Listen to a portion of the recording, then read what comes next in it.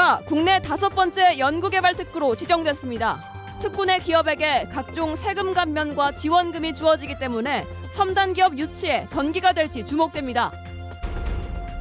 시민단체가 전주 시내버스 보조금의 일부를 환수하라며 주민감사를 청구했습니다.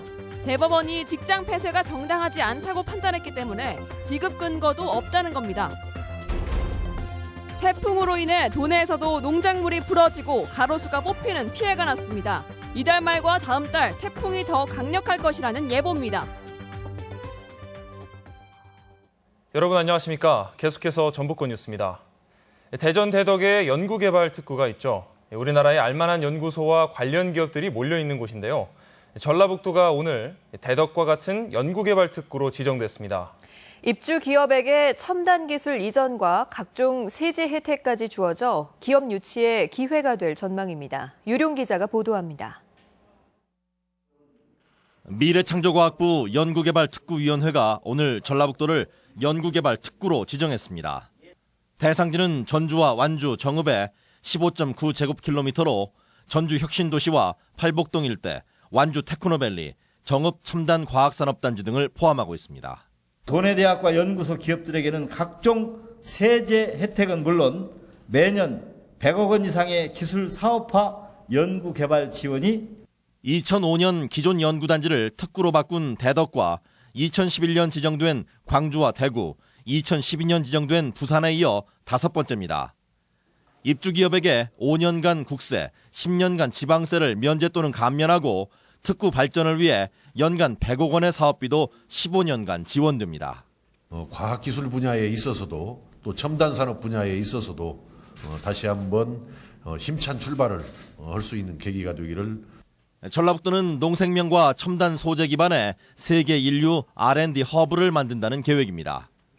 전라북도는 이번 특구 지정으로 향후 15년 동안 생산 유발 7조 원, 고용 유발 2만 명을 비롯해 300개의 기업 유치로 전라북도의 산업 구조가 고도화되는 계기가 될 것으로 전망했습니다. 이번 특구 지정은 그러나 지난 2010년 지정 요건을 완비하고도 좌절을 맛본 뒤 5년이나 늦은 것이어서 이를 만회하려는 노력도 시급합니다. MBC 뉴스 유룡입니다. 네, 지금까지는 도내에 연구개발 특구가 없었기 때문에 첨단 기업이 다른 지역으로 눈을 돌리는 일도 있었습니다. 4년 먼저 특구로 지정된 광주 그리고 대구와 더불어 전라북도 역시 첨단 기업 유치에 전기를 맞을지 주목됩니다. 박찬익 기자가 이어서 보도해드립니다. 지난 2월 주식시장에 상장해 1조 원대의 성공 신화를 일궈낸 한국콜마. 방사선을 활용해 기능성 물질을 추출하는 한국콜마의 원천 기술은 정읍의 원자력연구원 첨단 방사선 연구소에서 나온 것입니다. 원자력에서 이 기술을 개발을 했잖아요. 그게 신뢰성이 있잖아요. 이런 면들이 원자력이 굉장히 많이 도와줬다고. 정읍의 연구소에서 제조 기술을 이전받았지만 정작 회사는 대전 대덕에 차렸습니다. 연구개발 특구가 주는 막대한 세제 혜택에 불가피한 선택이었습니다. 전북이 고배를 마셨던 4년 전 일찍이 특구로 지정된 광주와 대구는 그동안 비약적인 성장을 이뤘습니다. 광주는 지정 3년 만에 입주 기업이 38%, 매출액은 40%, 특허 건수는 57%나 증가했고 산업단지 6군데를 개발하는 기회가 됐습니다. 광기단 융복합 사업, 차세대 자동차 관련된 사업, 포화분야 관련된 기업들이 지속적으로 입주를 하였고 기술을 이전받아서 대구는 지난 3년간 입주 기업만 225개에서 580개로 2.6배 증가했고 종업원 수는 1.5배, 특허 건수는 2.5배 증가하는 등 급신장을 이뤘습니다. 이 때문에 연구개발 특구의 후발주자인 전북에게는 두 지역이 첨단 기업 유치와 지역 발전 파급 효과를 내는데 모델이자 경쟁자가 될 전망입니다. MBC 뉴스 박찬혁입니다. 전북 지역의 메르스 사태가 오늘 마무리됩니다. 전라북도는 현재 도내에서 삼성서울병원 방문자 2명을 능동감시 중이지만 이들도 잠복기간 경과로 오늘 밤 관리 대상에서 해제된다고 밝혔습니다.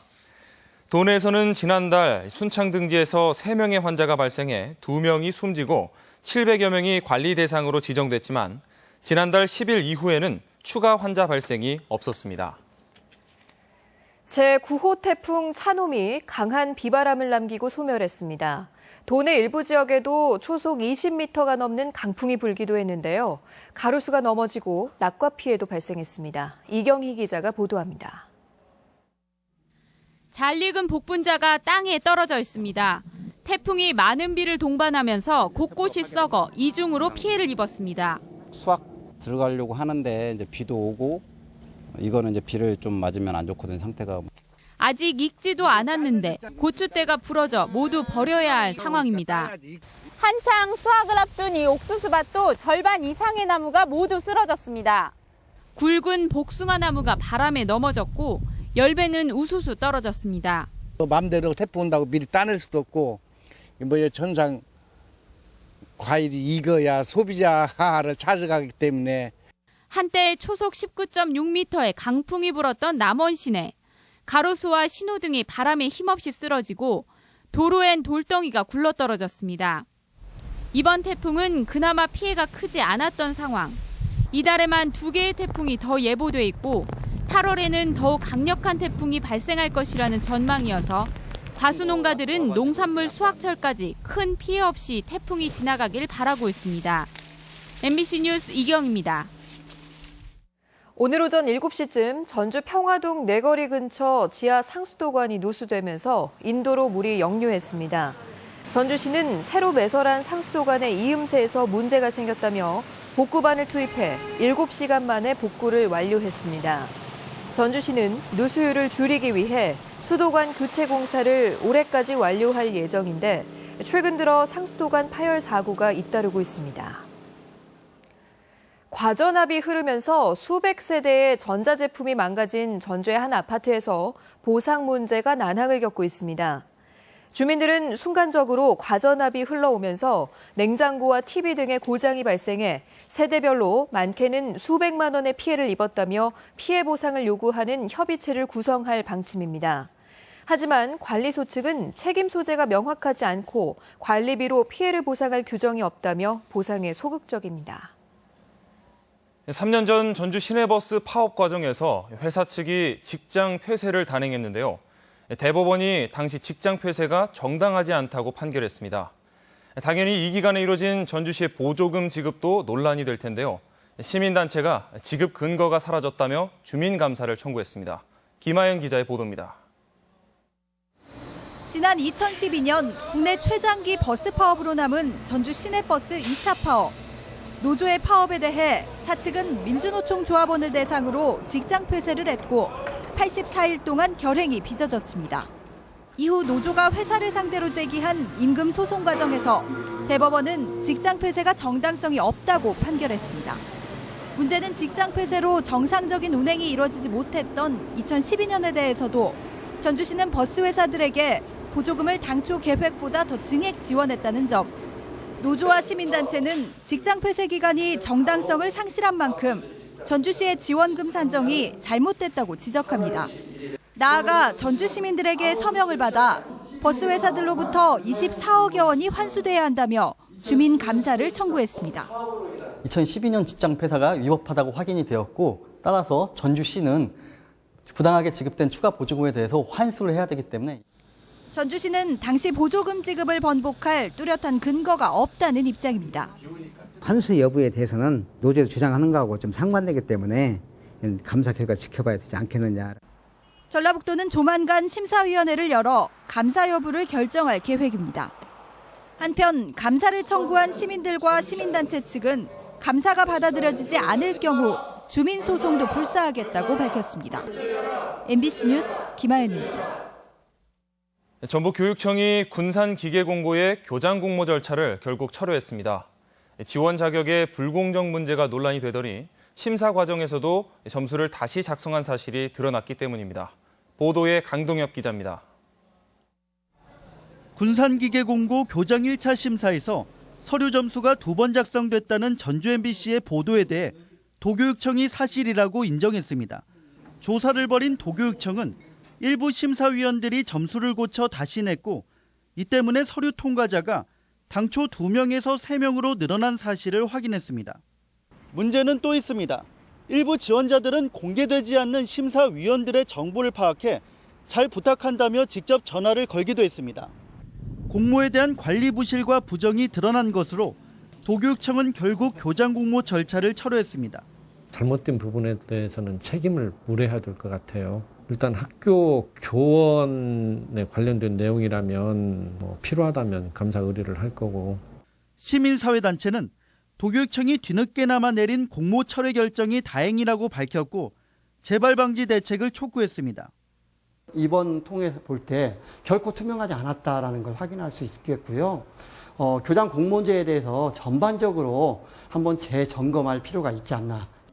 교장 공모 논란은 일단락됐지만 그동안 인사의 공정성과 투명성을 강조해온 도교육청으로서는 할 말이 없게 됐습니다. MBC 뉴스 강동엽입니다. 전주지검은 조사하던 사건 관계자에게서 금품을 받은 의혹을 받고 있는 김제경찰서 모 팀장을 피의자 신분으로 소환해 조사를 벌이기로 했습니다. 김 전 팀장은 축협의 사료 납품 비리에 관한 수사를 벌이던 중 금품과 향응을 제공받은 의혹을 받고 있으며 검찰은 지난 10일 김제경찰서를 압수수색해 관련 자료들을 가져갔습니다. 전주문화방송이 민선 6기 2년째를 맞아 송하진 지사에게 전북의 발전 전략과 비전을 들어보는 특집 프로그램을 오늘 밤 11시 15분부터 1시간 동안 방송합니다. 토론회에는 박사목 서울대 명예교수와 최수찬 카이스트대 교수가 패널로 출연해 새만금과 백제유적 문화유산, 또 탄소산업 등 지역 현안의 발전 방향 등을 놓고 송 지사와 토론을 벌입니다. 여러분의 많은 시청 바랍니다. 이어서 오늘의 간추린 소식 전해드립니다. 고창군 수박향토사업단이 최근 우박 피해를 입은 수박 200톤을 수매하기로 했습니다. 라이코펜 농축액 추출 용도로 활용할 예정입니다. 유네스코 음식창의 도시인 전주시가 오모가리탕 등을 대상으로 향토 전통 음식을 추가로 선정합니다. 비빔밥, 콩나물국밥 이후 20년 만에 추가 지정입니다. 지금까지 전북권 소식이었습니다.